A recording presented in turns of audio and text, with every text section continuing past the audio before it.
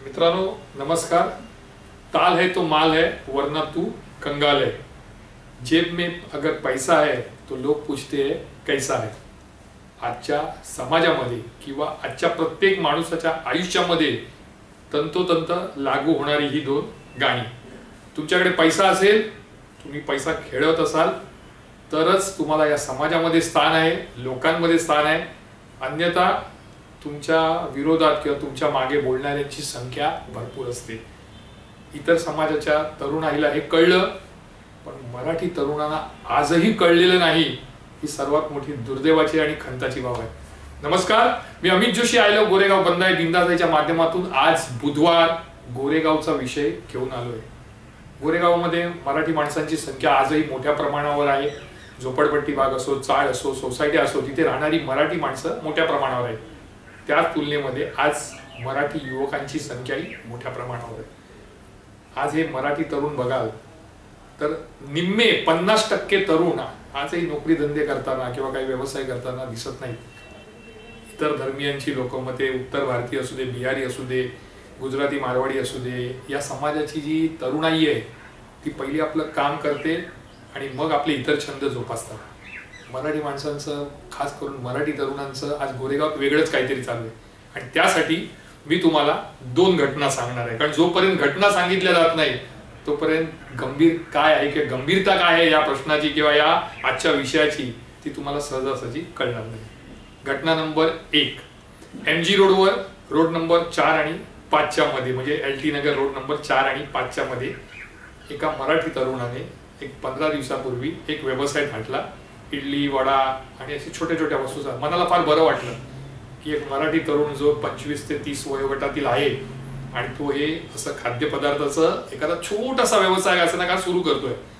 4-5 दिवस बघितले, तो रोज दिसायचा आणि 5व्या दिवसापासून तो दिसायचा बंद झाला। अचानक 2 दिवसानंतर नूतन डाल मिलच्या बाहेर भेटला। मी म्हटलं काय रे, तू व्यवसाय चालू केलेलास, कसा चाललाय? हो नाही अमित सर, तो मी बंद करून टाकला। का रे बाबा, का बंद केला? नाही सर, आपल्याला नाही जमत, ते काय 3 तास उभं राहा, मेहनत करा, अशाला एवढी मेहनत करा, एवढी मेहनत करून आपल्याला काय मिळतं दिवसाला? तर 500 आणि 600 रुपये, एवढ्यासाठी आपण का मेहनत करा?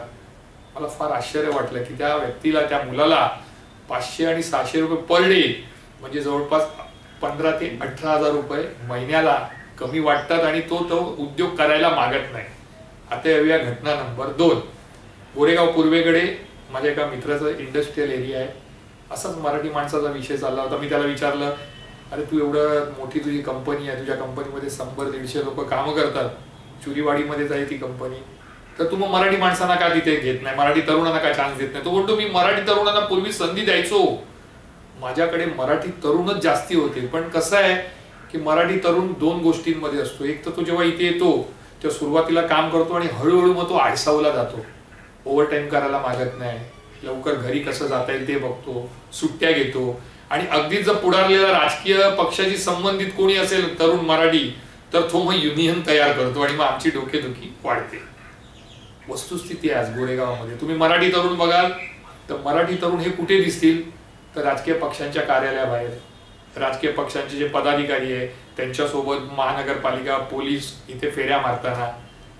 सर्वात दुर्दैवाची आणि मनाला वाईट वाटणारी बाब ही आहे की अनेक मराठी तरुण हे संध्याकाळनंतर एक तर वाईन शॉपच्या बाहेर दिसतात, लॉटरीच्या दुकानात बसलेले दिसतात, काही तर गर्दुल्लेस आलेले आहेत। आज पालकांचं लक्ष नाही किंवा पालक थकले आहेत त्यांना सांगून। आज तेच गर्दुल्ले आपल्याला अनेक मैदानावर, मैदानाच्या आतमध्ये, मैदानाच्या बाहेर सकाळ संध्याकाळ पडलेले दिसतात। मनाला वाईट वाटतं की हे तरुणांनी असं का करावं? तुमची उमेद आहे, तुम्हाला आज तुम्ही केलं नाही तर तुम्ही आयुष्यात काहीच करू शकत नाही। ठीक आहे, तुम्हाला राजकारण आवडतं, करा, सतरंज्या उचला, झेंडे उचला, राजकारण्यांच्या मागे फिरा, मात्र ते करताना 2 वेळचं आपल्याला अन्न मिळालं पाहिजे, आपल्या कुटुंबाला काही आपल्याला करता आलं पाहिजे, त्यासाठी पैशाची तजवीज करता आली पाहिजे। म्हणून तरी छोटे उद्योग किंवा कुठेतरी नोकरी धंदा करा। आज एवढे मोठे राजकारणी गोरेगावात आहेत, प्रत्येक पक्षाचे राजकीय पदाधिकारी चांगले आहेत।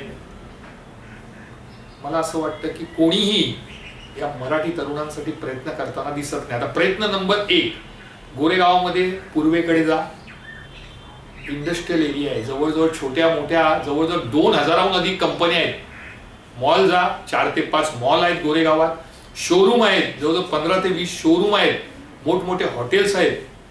जर तुमच्यामध्ये ताकद आहे, तुम्ही एक प्रतिनिधित्व करता गोरेगावचं, तर तुम्ही त्यांना सांगा की भूमिपुत्रांना स्थान मिळालं पाहिजे. म्हणजे गोरेगावात जे खरंच तरुण आहेत, मराठी तरुण आहेत की ज्यांना नोकऱ्या करायच्या आहेत, तर त्यांच्यासाठी तुम्ही हे द्वार ओपन केलं पाहिजे. तुम्ही त्या लोकांना सांगायला पाहिजे की आमच्या बाबा मराठी माणसं आहेत, 2 ते 4 माणसं तुझ्या कंपनीमध्ये लागली पाहिजे.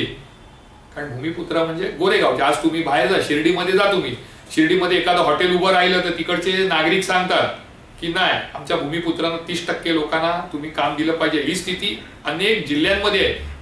मग आपल्या गोरेगावात का नसावी? राजकारण्यांनी त्यासाठी प्रयत्न केले पाहिजे, आपली माणसं तिथे लावली पाहिजे.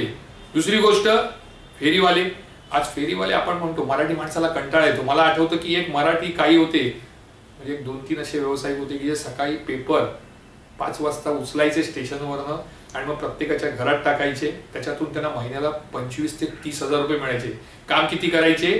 3 ते 3.5 तास, आणि त्याच्यासाठी त्यांना 25 ते 30 हजार मिळायचे. त्यांनी तो धंदा विकला उत्तर भारतीयांना. आज आपण म्हणतो उत्तर भारतीय, गुजराती, मारवाडी, पण त्यांची मेहनत बघा. आज एखादा उत्तर भारतीय जो फळं विकतो, जो भाज्या विकतो, तो सकाळी 4 वाजता उठतो, भाजी मार्केटला जातो, भाज्या घेऊन येतो, दिवसभर उभा राहतो, दिवसभर तो धंदा करतो आणि महिन्याला तो 70 ते 80 हजार कमवतो. मराठी माणसाला ते जमत नाही, एवढा वेळ तो देऊ शकत नाही. मग तो म्हणतो काय की नाही, आपल्याला याच्याशी काही घेणं देणं नाही, आपल्याला उद्योग करायचा नाही. आणि म्हणून आज गोरेगावात मराठी माणूस मागे राहिलेला आहे, मराठी तरुण मागे राहिलेला आहे. मराठी तरुणाला व्यवसाय करायचा नाही, मराठी तरुणाला काही धंदा करायचा नाही. छोटे छोटे धंदे आहेत. आज तुम्ही गोरेगावात जर बघितलं तर जे फेरीवाले बसतात अनधिकृत आहेत, सगळेच आहेत. जर इतर प्रांतातले लोक, परप्रांतीय लोक जर ते व्यवसाय करतात आणि त्यांना चांगली कमाई होते, ठीक आहे, महानगरपालिकेला चिरीमिरी द्यायची असते, पोलिसांना चिरीमिरी द्यायची असते, द्या. पण किमान महिन्याला 25 ते 30 हजाराचं तुमचं इन्कम जर होत असेल तर ते काय वाईट आहे. पण मराठी तरुणाला त्याच्यामध्ये इंटरेस्ट नाही. मराठी तरुणाला इंटरेस्ट राजकारणात आहे. ठीक आहे, राजकारण करा ना तुम्ही. आज गुजराती आहे, मारवाडी आहे, उत्तर भारतीय आहे, ते आपला व्यवसाय सांभाळून राजकारण करतात. मी तर म्हणेन गुजराती तरुण बघा, त्यांच्याबद्दल मला फार आदर वाटतो. त्याला कारण असं आहे की ते वाहून जात नाही कोणत्या गोष्टीच्या मागे. ठीक आहे, आम्ही भाजपला मानतो, पण म्हणून ते त्या भाजपच्या पदाधिकाऱ्यांच्या मागे मागे फिरत नाहीत. जेव्हा निवडणूक येते, 5 वर्षातून 3 निवडणुका येतात, महानगरपालिका, लोकसभा आणि विधानसभा, त्यावेळी ही गुजराती तरुण मंडळी एक शेवटचे 2-3 दिवस बाहेर पडतात, घराघरी जातात आणि भाजपचा आणि त्या उमेदवाराचा प्रचार करतात. इतर वेळी ते आपला व्यवसाय बघत असतात. पण आपल्या मराठी माणसाला तसं नाही. सदान कदा आपल्या राजकारण्यांच्या मागे, आणि राजकारण्यांनी काही दिलं नाही मग एखाद्या सोशल मीडियावरून पोस्ट टाकायची, नाराजी व्यक्त करायची.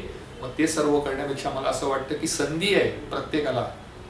जशी परप्रांतीय जर बाहेरून येऊन सगळे महिन्याला 70-80 हजार, 1 लाख रुपये कमवू शकतो, तर मराठी माणसाने का करू नये? आज गोरेगावमध्ये संधी आहे, अनेक नोकऱ्या उपलब्ध आहे. उपलब्ध नसतील तर राजकारण्यांनी ती उपलब्ध करून द्याव्यात. आपण आपल्या मराठी तरुणांकडे जास्त लक्ष देणं गरजेचं आहे. आज मराठी तरुण जर एखाद्या मैदानावर आडवा झाला असेल दारू पिऊन किंवा वाईन शॉपच्या बाहेर संध्याकाळी 7 नंतर रात्री 10 पर्यंत तुम्ही अख्ख्या गोरेगावात गर्दी बघाल, तर फक्त जर मराठी तरुण दिसत असतील, राजकारण्यांच्या कार्यालयाबाहेर राजकारणी जिथे जिथे जातात, आंदोलन करतात, मोर्चा करतात, तिथे तिथे फक्त मराठी तरुण दिसत असतील. साई पदयात्रा निघाले 10 दिवस बाहेर, दहीहंडी आहे, 15 दिवस लागले काम करायला, गणेशोत्सव आहे, लागले महिन्याभरापासून काम करायला. ठीक आहे, सर्व करा, आपला तो छंद आहे आणि आपला तो अधिकारही आहे. आपले ते सण आहेत, ते साजरे केलेच पाहिजे. पण ते करताना आपल्या पोटावर पाय येऊ नये. आपल्या कुटुंबावर पुढे जाऊन पैसे नाही म्हणून त्यांना काही त्रास होता नाही. कारण आजच्या काळामध्ये पैसा हा फार महत्वाचा आहे. गोरेगावातील तरुणांनी हे ओळखलं पाहिजे. मी असं म्हणेन की आज छोटे मोठे नाही, आज गोरेगावात असे 25 ते 40 वयोगटातील किमान 20 ते 25 हजार तरुण असतील, ज्यातील अर्धे अधिक तरुण हे घरीच बसलेले आहेत, नोकऱ्या धंद्या करत नाहीत, व्यवसाय करत नाहीत. त्यांनी किमान 8 तासाची नोकरी किंवा छोटासा व्यवसाय हा केला पाहिजे. आणि जे राजकारणी आहे, जे त्यांचा वापर करतात फक्त राजकारणापुरतं, त्यांनी तो राजकारणापुरतं न करता या तरुणांना रोजगार कसा मिळवून देता येईल, त्यांना छोटा व्यवसाय कसा थाटून देता येईल, त्यांना नोकऱ्या कशा मिळवून देता येतील, याकडे अधिक लक्ष देणं गरजेचं आहे. गोरेगावातील तरुणांना मला एवढंच सांगायचं आहे. मगाशी मी तुम्हाला तेच म्हणालो कि पैसा जिसके पास है दुनिया उसकी दास है. पैसा ही भगवान है, बाकी सब बकवास है. राजकारण करा, छंद जोपाळा, जे आहे ते करा, पण ते करताना नोकरी आणि छोटे व्यवसाय हे देखील केले पाहिजे. हे गोरेगावातील तरुणांनी लक्षात ठेवलं पाहिजे. मी अमित जोशी पुन्हा एकदा रविवारी एखादा महाराष्ट्राचा राजकीय विषय घेऊन तुमच्या समोर येईल. तोपर्यंत तुमची रजा घेतो. जय हिंद, जय महाराष्ट्र.